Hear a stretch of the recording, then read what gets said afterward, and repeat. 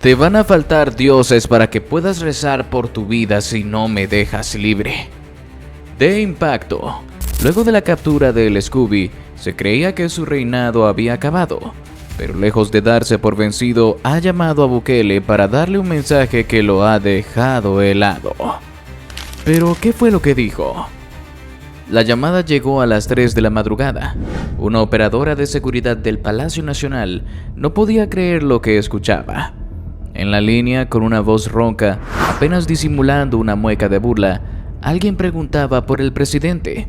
No por un secretario, no por un asesor, por él, por Nayib Bukele. Lo extraño no fue solo eso, lo espeluznante fue lo siguiente. Dígale que Scooby quiere hablar con él y que le quedan 72 horas. El nombre heló el sistema. Eduardo Pérez, alias Scooby, no solo estaba encerrado en una celda de alta seguridad desde hacía semanas, estaba completamente aislado, sin contacto, sin teléfono, sin privilegios. ¿Cómo era posible que hubiera hecho una llamada? La cadena de mando fue activada en segundos. El mensaje llegó directamente al despacho del presidente. ¿Está confirmado?, preguntó Bukele, en bata, con los ojos inyectados de sorpresa. Sí, señor. Lo rastreamos. La llamada provino de un teléfono clandestino, desde el Secot. Por unos segundos no dijo nada, ni respiró.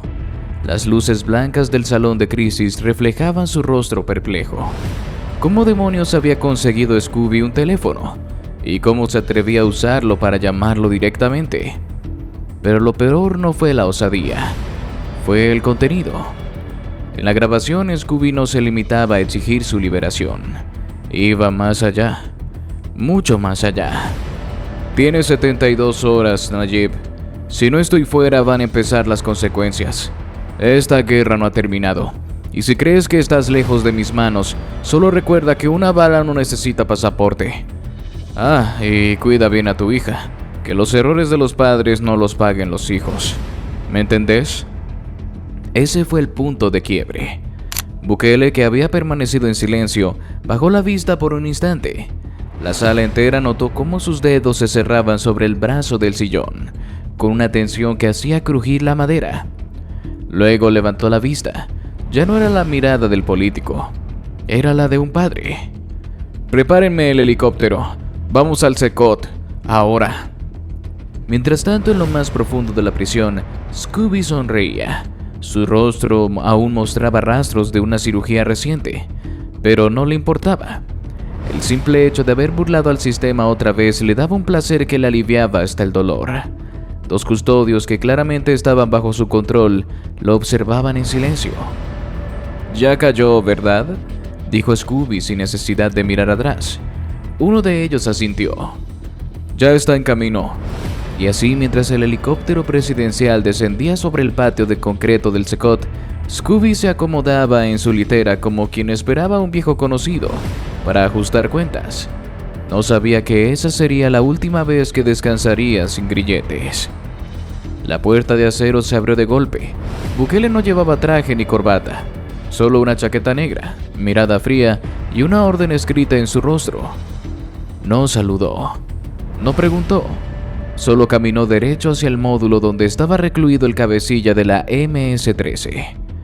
Al cruzar el pasillo, los pocos guardias despiertos lo veían con algo de miedo. No por él, por lo que sabían que venía. Scooby se levantó al escucharlo llegar.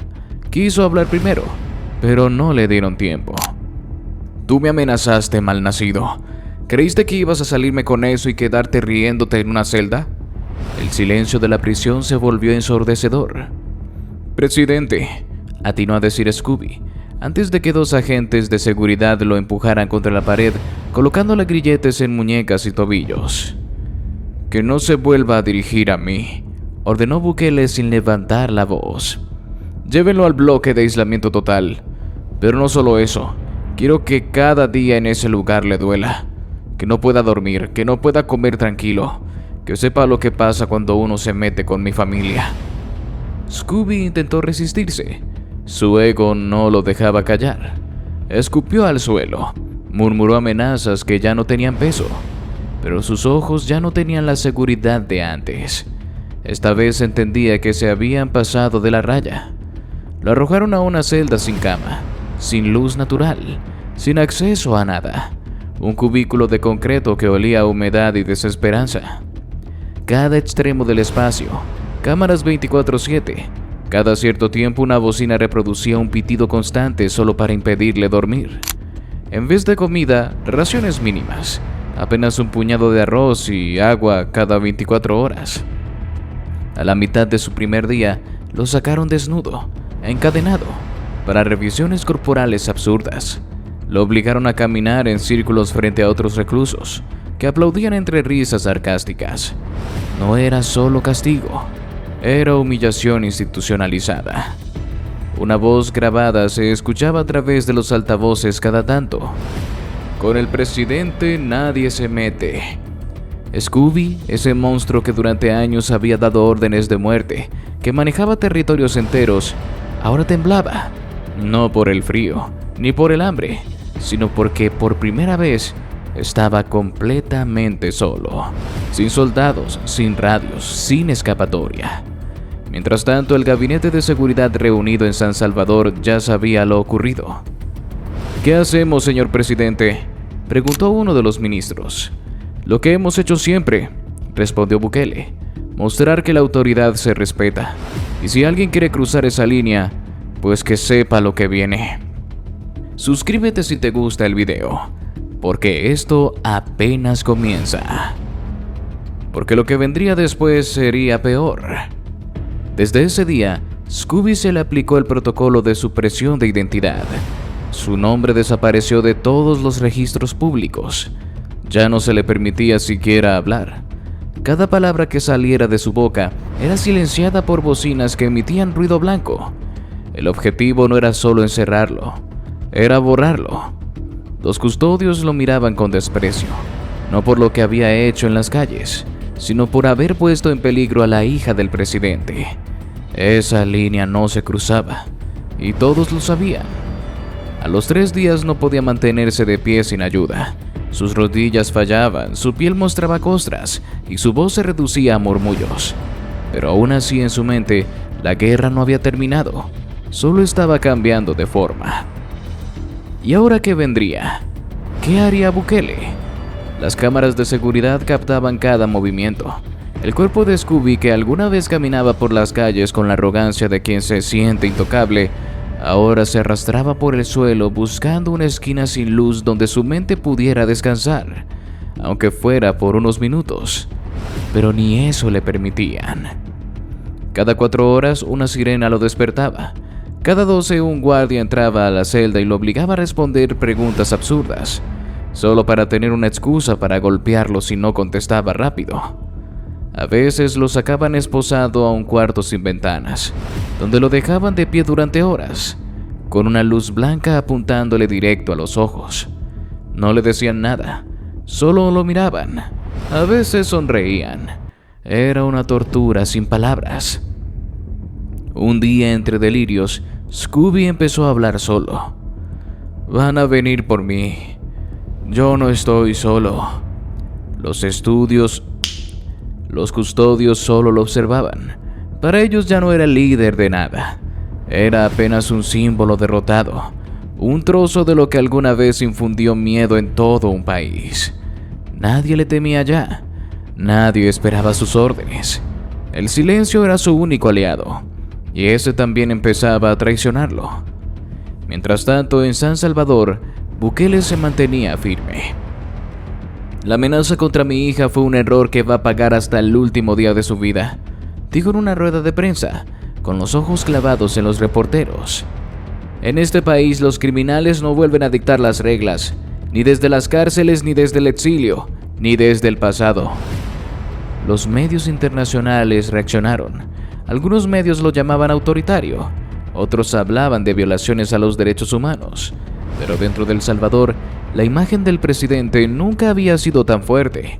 En redes sociales se viralizó el clip de Bukele entrando al Secot. Memes, frases, videos editados con música de fondo y subtítulos. Había nacido otra leyenda. Con Bukele nadie se mete. Pero incluso con la opinión pública a su favor, Bukele no bajó la guardia. ordenó una investigación interna. Si Scooby logró hacer una llamada desde la cárcel, alguien lo ayudó, y esa persona debía pagar también. Se revisaron los turnos, los movimientos, los cambios de guardias. 2 nombres aparecieron una y otra vez. Uno de ellos era un custodio joven, con apenas 6 meses de servicio. Había sido reclutado por la Fuerza Armada y transferido al SECOT por recomendación directa de un superior. El otro, un veterano de 30 años de servicio. Ambos fueron llevados a interrogatorio. ¿Qué recibiste por meterle ese teléfono? ¿Cuánto vale tu integridad?, les preguntó el jefe de inteligencia penitenciaria. El más joven lloró. Dijo que lo amenazaron, que su familia estaba en peligro, que no sabía a quién acudir. El otro no habló, solo bajó la cabeza. Ambos fueron separados, procesados y trasladados a módulos disciplinarios. En el SECOT, traicionar al Estado no se perdonaba. Mientras tanto, Scooby dejaba de hablar. Sus labios estaban resecos, partidos. La desnutrición empezaba a afectar su sistema nervioso. Tenía espasmos, perdía el equilibrio, había perdido la noción del tiempo, pero dentro de su cabeza, una sola imagen se repetía como una obsesión. El rostro de Bukele gritándole que con él nadie se metía. Entonces, ocurrió algo inesperado. Una noche, mientras los custodios hacían su ronda, uno de ellos se percató que Scooby no se movía. Entró con cautela. Lo encontró encorvado, respirando con dificultad, murmurando palabras inconexas. Lo llevaron al módulo médico. El diagnóstico fue contundente: deshidratación severa, fractura en 2 costillas, fiebre y alucinaciones. Pero Bukele ya lo había dicho: con él nadie se mete. Así que ordenó que lo estabilizaran, solo lo suficiente para que no muriera, y luego que lo regresaran a su celda. El objetivo no era matarlo, era que viviera lo suficiente para entender su nueva realidad. Pasaron los días, luego semanas. Ya nadie hablaba de Scooby en los medios. Su nombre era apenas un eco del pasado. Las calles que una vez controló ahora tenían grafitis nuevos. Zona liberada, decían los muros. Su pandilla se había fragmentado, algunos capturados, otros ejecutados por enemigos. En las cárceles los rumores decían que el líder ya no existía. Scooby escuchaba esos rumores a través de los murmullos de otros presos, que pasaban cerca de su celda sin saber si aún vivía. Y eso, más que los golpes o el hambre, fue lo que terminó por romperlo: el olvido. Porque para un hombre como Scooby no había castigo más cruel que dejar de ser temido. Entonces, un día, en un acto desesperado, pidió hablar. Los custodios informaron a la dirección del penal. La respuesta fue simple: que hable con las paredes, nadie lo va a escuchar. Y así, en la penumbra de su celda, Scooby gritó durante horas, suplicó, maldijo, prometió cambiar, amenazó otra vez, pero esta vez no hubo respuesta. Solo la cámara grabando, solo las bocinas repitiendo: con el presidente nadie se mete. Y cuando ya no tuvo voz, ni fuerza, ni lágrimas, Scooby entendió algo que nunca pensó posible. Había perdido. No en la calle, no en un tiroteo, no en una fuga. Perdió en una celda donde nadie más estaba. En una guerra donde ya no había quien lo escuchara. El mensaje de su caída se convirtió en lección. Para todos, para sus seguidores, para los que aún dudaban, para los que creían que podían burlarse del Estado. Porque en El Salvador de Bukele, la amenaza no se negocia, se aplasta. Suscríbete si te gustó el video, porque aquí no se perdona el crimen, se entierra.